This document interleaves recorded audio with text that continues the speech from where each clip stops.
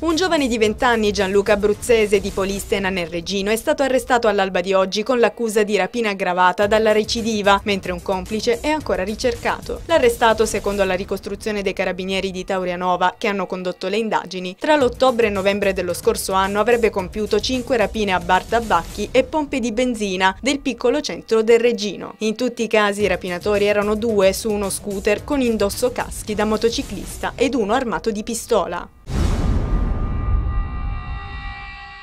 Scendono ancora le temperature in Calabria, freddo intenso dopo la pioggia e la neve abbondante, soprattutto in Sila. A Monte Botte Donato la colonnina di mercurio segna meno 11 gradi e la neve supera il 1,80 m. A Lorica e Camigliatello, meno 4, vengono segnalati 40 cm. Anche i monti intorno a Catanzaro sono imbiancati dopo le nevicate di ieri. Il pericolo per gli automobilisti è il ghiaccio sul manto stradale, nonostante siano in azione i mezzi spargisale nelle principali arterie della regione.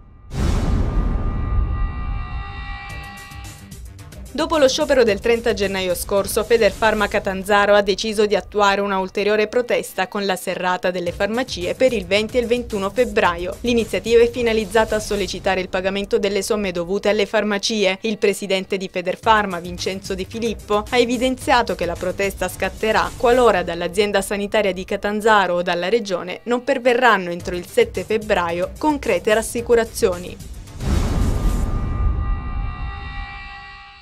È stato presentato a Reggio Calabria l'evento musicale dell'anno. Per la prima volta al Teatro Francesco Cilea, la rock band italiana Banco del Mutuo Soccorso, in tour con le Orme, festeggerà 40 anni di attività con il concerto 2012 on the road il prossimo 25 febbraio. Per l'occasione sarà presentata la prima biografia a loro dedicata, scritta dal critico musicale regino Francesco Villari, da sempre fan appassionato della band.